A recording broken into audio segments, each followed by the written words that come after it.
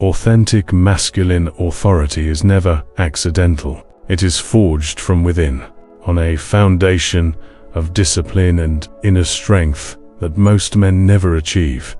What if the highest state a man can achieve comes not from external approval, but from a resource he already possesses? The ultimate masculine state is pure, focused energy, a firm presence that naturally commands respect. It's the serene confidence that reigns in a room, the razor-sharp mental clarity, and the inexhaustible drive that separates an extraordinary person from an ordinary one. It's not brute strength, but cultivated inner power. The path to this authority isn't hidden in gyms or bank accounts. It lies in a practice so ancient it's almost erased from memory. It is the intentional preservation of the most vital energy, a discipline that revives the latent potential of body and mind. This is where true greatness begins. Section 1.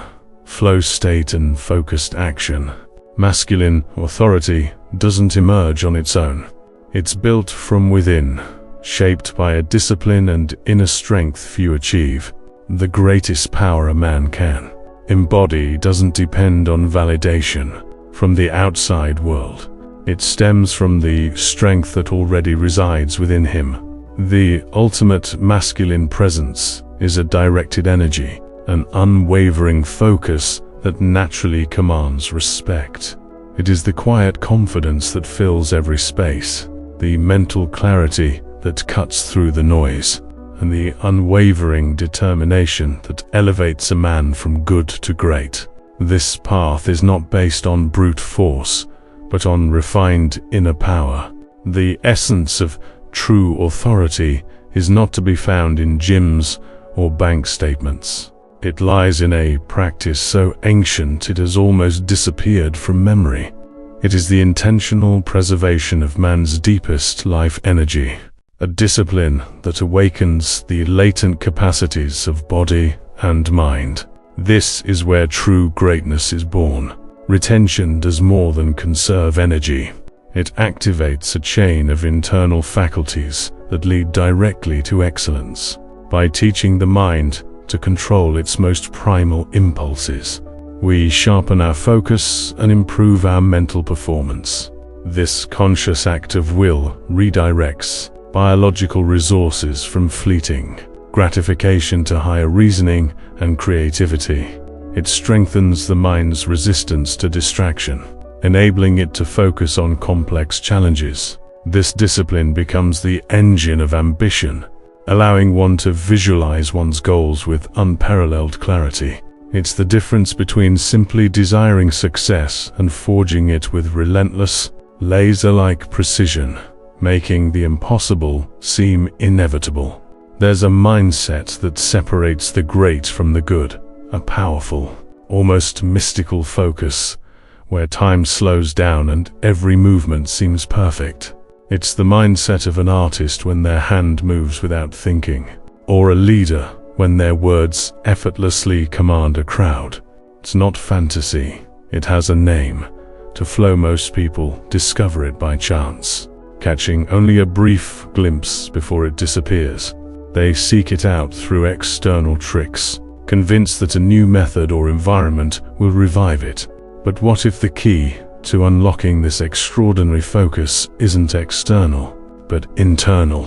The deepest discipline is defined not by what you add to your life, but by what you deliberately retain. The true key to accessing this supreme state of mind lies in inner serenity. Imagine the human brain as a battlefield of conflicting desires.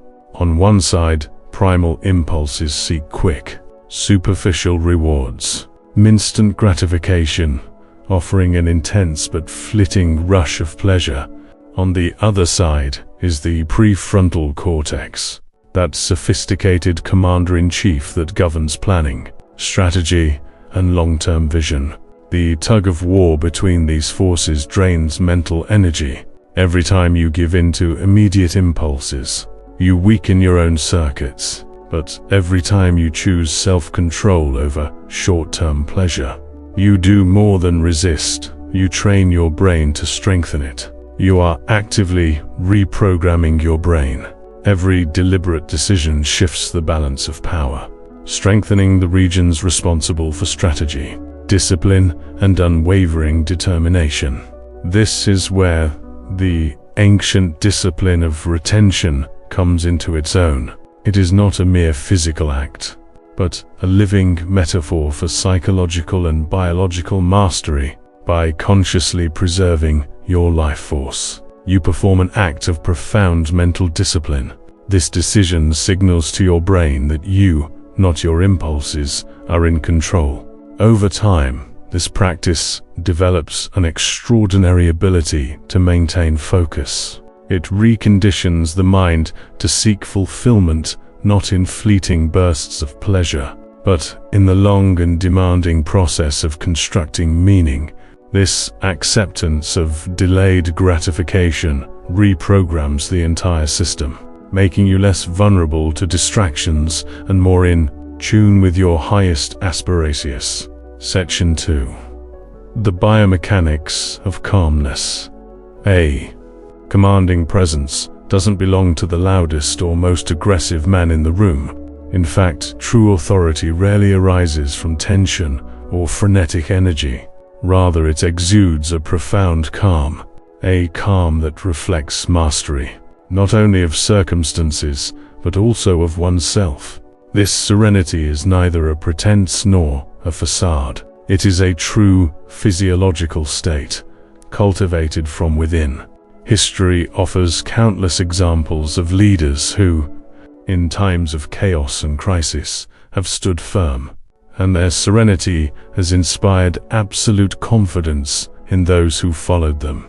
This quality is not just a temperament, it has a biological basis, a subtle dialogue between the body and mind that determines whether a person gives in to panic or resists. At the root of this quality lies a tiny but crucial component of the endocrine system, the adrenal glands. These glands produce cortisol, the primary stress hormone. When a person lives in a state of chronic arousal, driven by impulses, immediate gratification, and a lack of control, the adrenal system becomes overloaded. This constant state of fight or flight keeps cortisol levels elevated, gradually eroding clarity, judgment, and emotional stability.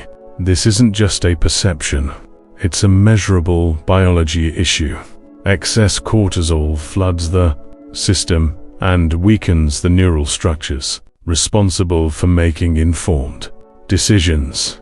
It's like trying to steer a ship in a storm with a crew paralyzed by fear. This is where the ancient discipline of restraint, self-regulation, becomes an indispensable tool. It's a method for intentionally reducing the body's basal stress. By consciously controlling impulses and conserving energy, you tell the adrenal glands to rest. You tell the body, this isn't a constant emergency. Through this practice, the nervous system learns to relax and recalibrate, restoring balance to cortisol levels, and, with it, clarity, control, and true calm. It works as a form of internal feedback where a single mental decision shapes a physical state, creating a virtuous cycle of calm and control. Section 3. The direction of the life force. A person's true strength is measured not only by their actions, but also by the energy that drives them. Throughout history, countless cultures have spoken of a life force, a limited reserve within each individual that defines their potential. Most men waste this energy mindlessly, wasting it on distractions and fleeting pleasures. They wonder why their energy plummets, why their ambitions falter, and why they fail to reach the next level. Conversely, the most successful men seem to possess an inexhaustible source of motivation and lucidity. It's as if they've discovered a hidden method for channeling a powerful inner resource that others never acknowledge. allowing them to live with unwavering direction and sustained power. From a biological perspective, the body is a master of homeostasis. It constantly regulates and balances limited resources. Every activity, whether thinking, moving, or digesting, requires energy. However, one of the most demanding processes, often overlooked, is reproduction. This involves not only the production of gametes, but also the maintenance of the complex hormonal cycles associated with it, placing enormous demands on bioenergy reserves. The practice of withholding can be understood as a deliberate and strategic decision to preserve this specific expenditure. It is not a denial, but a reorientation.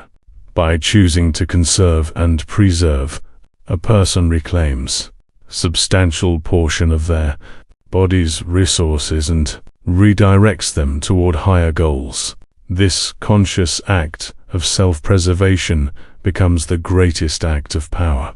One who masters the direction of their own life force can channel it toward what matters most, whether that is, you invest energy in creative endeavors, build a business from scratch, or hone your intellectual abilities with unparalleled intensity. This isn't mysticism. It's a fundamental principle of biological energy management. Survival and success depend on how limited resources are allocated. Those who learn this discipline not only appear more magnetic, focused, and powerful, they actually are. They operate with an untapped reservoir of vitality, a silent